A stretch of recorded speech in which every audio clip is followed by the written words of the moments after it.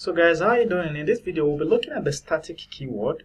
So when you declare a class member or method as static, it makes them accessible without needing an instantiation of the class. Remember what we talked about instantiation, where you use the new keyword, mention the class name.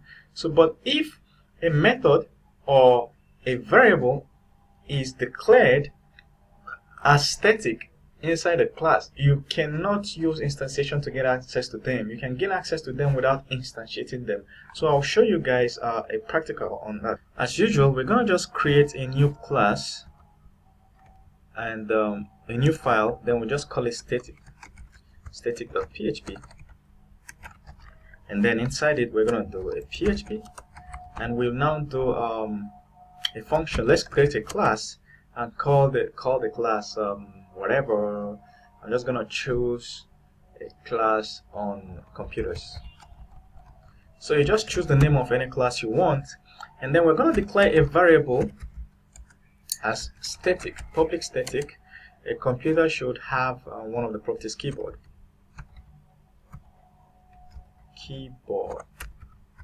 That's the name of the variable. Then we can now give it a value. We can say QWERTY keyboard. QWERTY. So,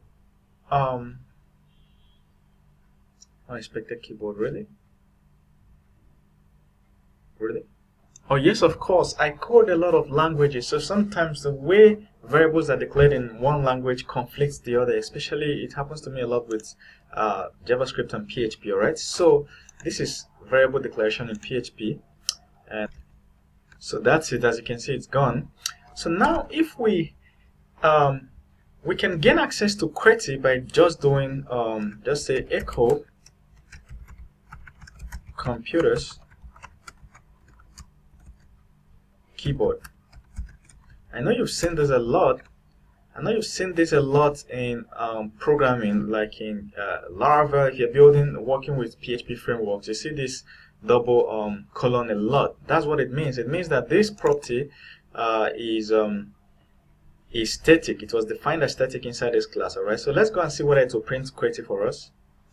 We'll refresh. Okay, now we have to go to static, so we remove this static. Undefined class constant keyboard. Alright, so let us see what the error is.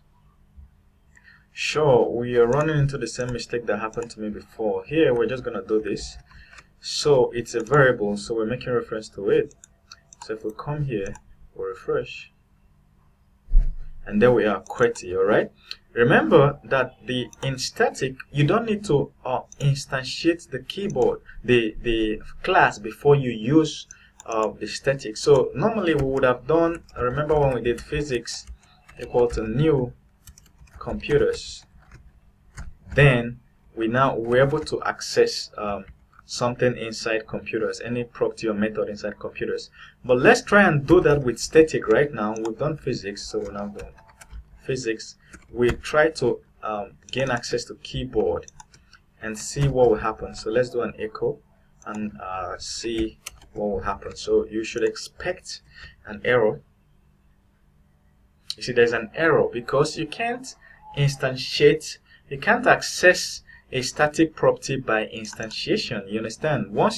If you have instantiated it, you can't access it that way. This is the proper way to access static, any property or function or method defined with static. You use this double colon to access it. This is the proper way to access it. That's why it works this way. You see, it works perfectly. So let's do this same thing for a function. So we can come here and do public static. We're trying to define a function, let's say mouse, and then also we can just put any random thing inside the mouse. We can say, hey, this is mouse function.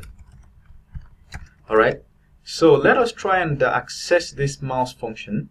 So we do the same thing, echo computers, then since it's not a variable, it's just a function, we'll do mouse. So if we do, we don't need to instantiate it, so this is gone. So once we do echo computers mouse, and then we'll come here, refresh, keep your eye here. We see this is mouse function. So you see, we can access a static function without having to instantiate the class. That is where it's interesting. Now let's say we really want to gain access to a variable by instantiation. Then we have to make reference to, we have to use a simple trick. Let's say public function, and what do you call it? Keyboard func, whatever you call the function. But what we want to do at the end of the day is to be able to spit out this function. We can just say echo. When you want to make reference to a statically defined property, normally if you had a property like this, if you did public and we defined a variable, let's say I'm just looking for mouse, okay, power cable, power cord. If we had this and we wanted to make reference to it from inside this function, normally we are going to do this power cord. You get what I'm saying? This is how you make reference to other types of definitions. But once it is static, then you can use this again. You have to use self. Then you mention the variable. So we can mention the variable keyboard. So we can say echo keyboard. All right. So that this way we can, let's say, return instead of echo. So this way we can just once we call this function, it gives us the value of whatever is inside the static keyboard. Because this function is not static, we can access it by just instantiation. So here I'm going to comment this out. We can just do something as simple as new laptop equal to new. I'm just trying to instantiate these computers, and then we can now gain access to this function. We can say laptop, this function is keyboard func. It's a function. So let's try and echo it. It will just return the value. It will spit out the value of whatever is inside this because we've made reference to it. So let's just put an echo.